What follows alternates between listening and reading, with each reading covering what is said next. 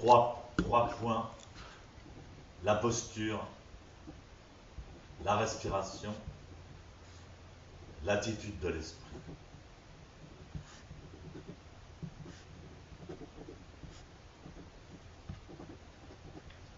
En disant que ces 3 points étaient en fait unité. C'est-à-dire ils fonctionnent ensemble, ils se complètent les uns les autres.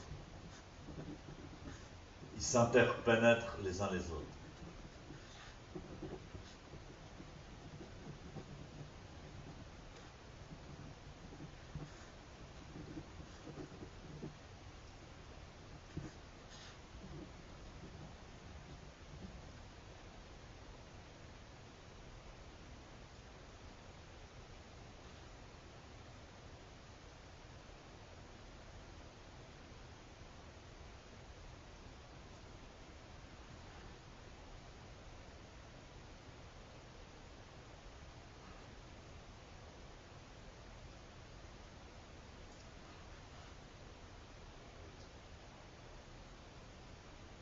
Donc la posture, c'est pas seulement mécanique, mais c'est aussi une attitude, comme je disais tout à l'heure, lâcher.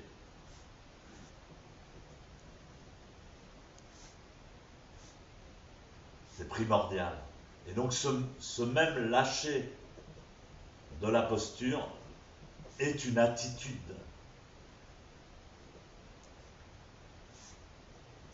Et c'est une attitude qui est également liée à la façon de respirer.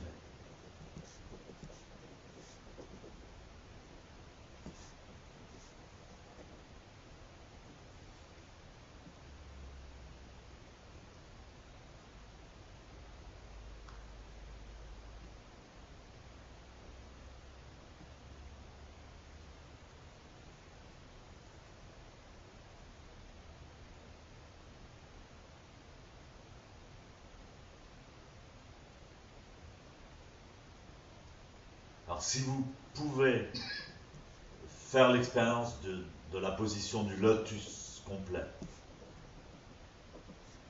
si vous pouvez prendre la posture en lotus, c'est plus facile. Beaucoup plus facile de pratiquer en lotus. Alors, évidemment, les premières fois qu'on va se mettre en lotus, on va avoir l'impression que ça pince. Les 10 premières minutes sont souvent douloureuses, mais très rapidement, la posture va se relâcher et l'assouplissement va se faire très rapidement. En 2-3 séances, le lotus est installé.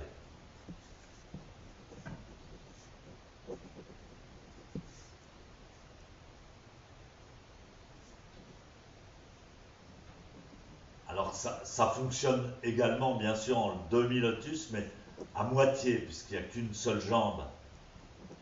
Il est dit dans le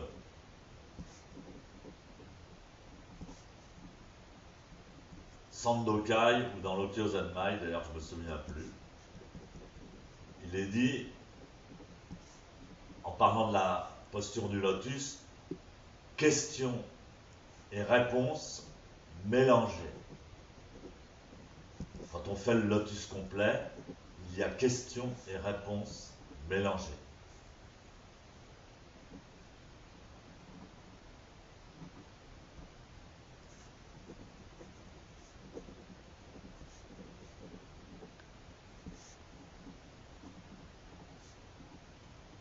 Je vous parlais de se laisser aller vers le bas.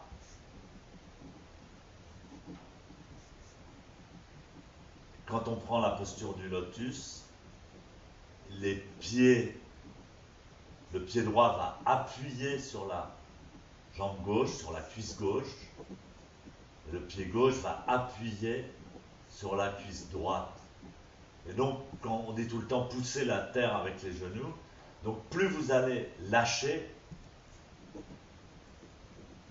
plus vous allez pousser. C'est pour ça qu'ils disent question et réponses mélangées.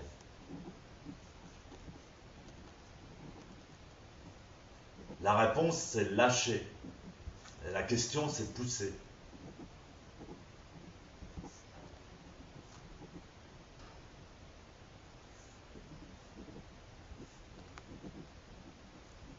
Et donc, dans la posture du lotus, plus vous allez lâcher, abandonner, plus vous allez pousser.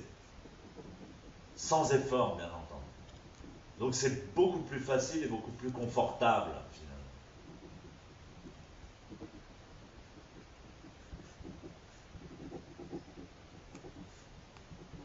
Alors c'est vraiment magique, c'est vraiment une technologie, c'est-à-dire le corps lui-même devient une technologie d'énergie gratuite. C'est exactement le même état d'esprit que l'énergie libre dont on parle. On se sert de son propre corps, de son propre squelette pour fabriquer une machine technologique à énergie libre.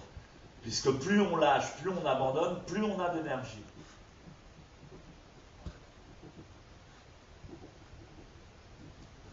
C'est dans ce même état d'esprit en fait que les nouveaux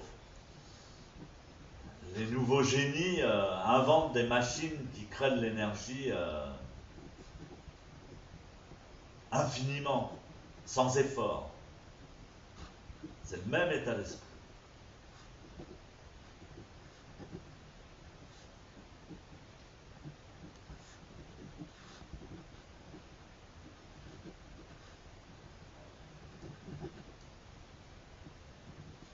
Alors tout le bouddhisme repose sur cette machine fabuleuse qu'est la posture de Zazen en fait. On se sert de notre corps comme d'une machine.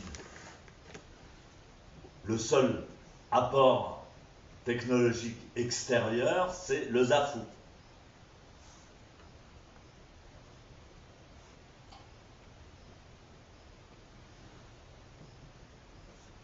Mais il est très important le zafu, ce petit rond qu'on se met sous les fesses.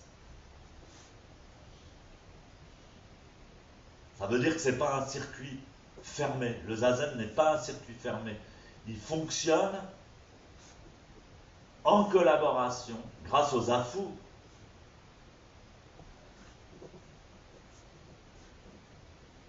avec le monde extérieur. Alors il faut bien choisir son zafu, trouver la hauteur parfaite par rapport à sa morphologie.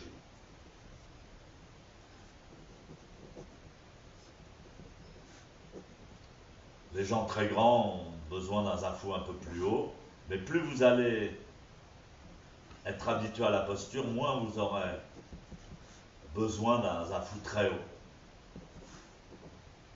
Plus le zafu va être élevé, plus la cambrure va être accentuée. Alors si vous avez du mal à basculer le bassin vers l'avant, il faut augmenter la hauteur du zafu. Si vous avez déjà une cambrure très accentuée, ou alors une lordose, ou une, je sais plus, une lordose, je crois, à ce moment-là, prenez un zafu plus plat. De toute façon, on utilise toujours ce petit coussin. Alors il y a certains maîtres qui s'asseillaient sur des pierres.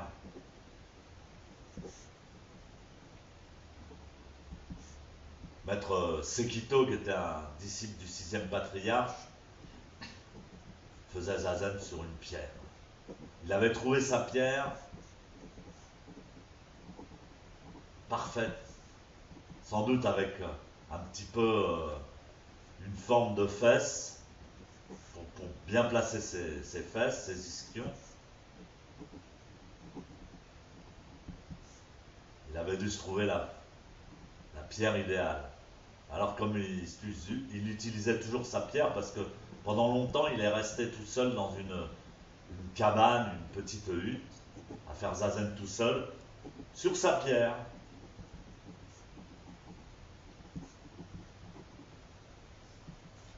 Donc la Terre, ça veut dire que la Terre, le cosmos, a sa participation dans notre propre zazen.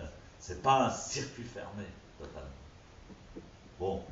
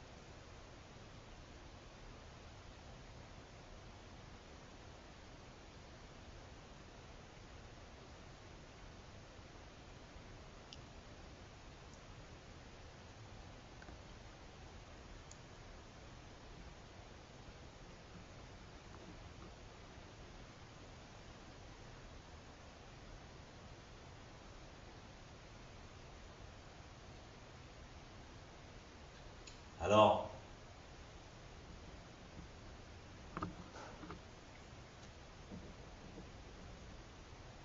Shakyamuni Bouddha était un pratiquant du yoga à son époque en Inde. Il a pratiqué avec les plus grands maîtres indiens de l'époque. Donc il connaissait toutes les techniques, toutes les postures, toutes les techniques de respiration du yoga.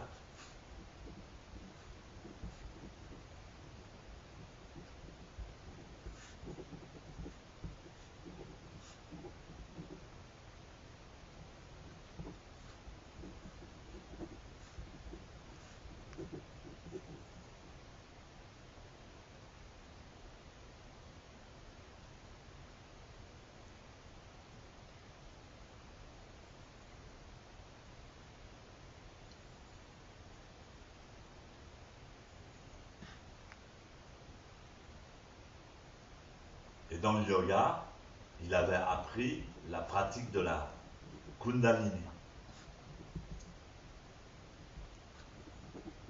Pratique de la Kundalini qui consiste à surventiler ses poumons et à faire monter l'énergie par la colonne vertébrale jusqu'en haut du crâne, et en fait de se libérer du corps par le haut, par la montée de l'énergie vers le crâne.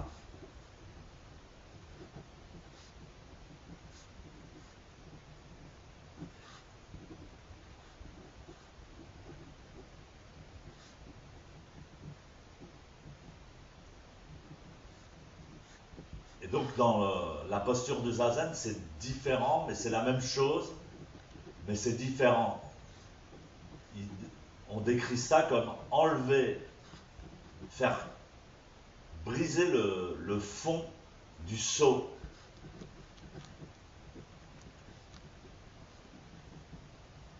Et tomber vers le bas. D'ailleurs, la Kundalini va s'opérer, mais c'est le corps qui va tomber vers le bas. C'est pas l'énergie qui va monter vers le haut. Alors Sensei disait que c'était beaucoup moins dangereux que la Kundalini.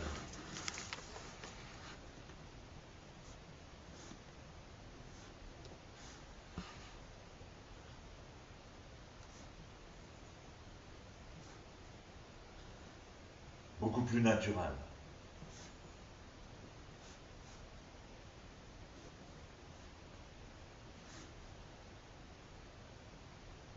Il n'y a pas de respiration forcée, de surventilation, d'apnée, de rétention du souffle. Toutes ces techniques qui sont assez dangereuses.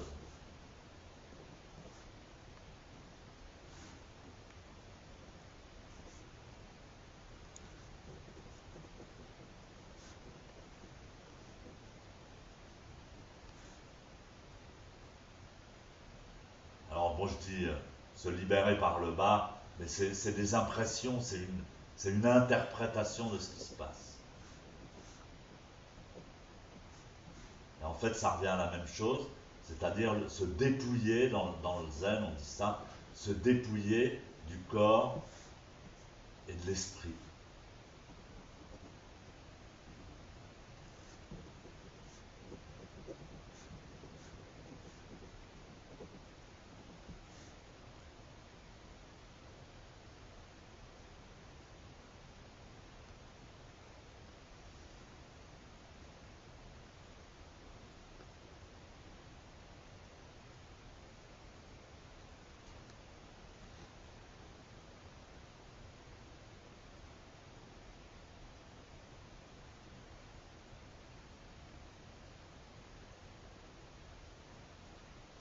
Alors je me souviens d'un jour à Paris,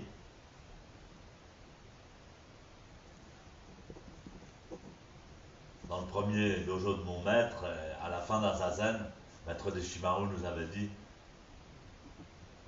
normalement, la respiration zen doit rester secrète.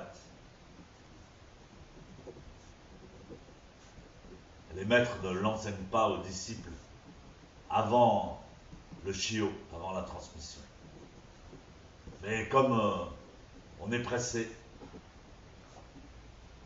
il faut que les gens évoluent rapidement, on est dans une époque où il faut se dépêcher d'évoluer, je vais vous l'enseigner malgré tout. Alors j'avais le cœur qui battait, oh, il va nous enseigner une respiration secrète. La respiration secrète tout le monde dit, ah, la respiration, comment vous faites?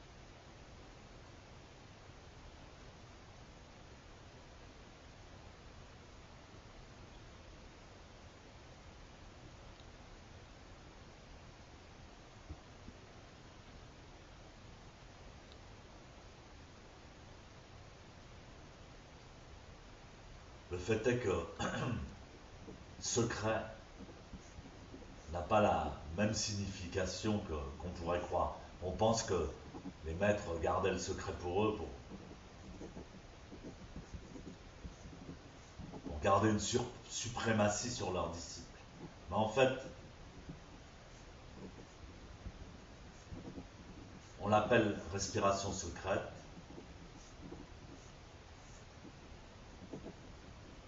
parce que finalement, on ne peut pas l'expliquer. On ne peut pas l'expliquer avec des mots. Donc elle est secrète. On ne peut la comprendre que par soi-même.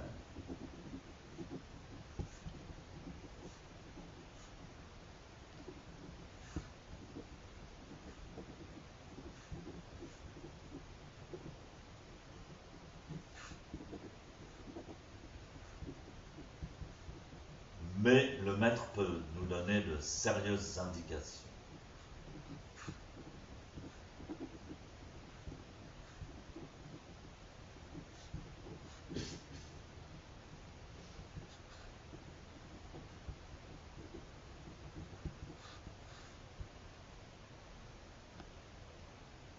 plus d'élan, dans une bonne direction.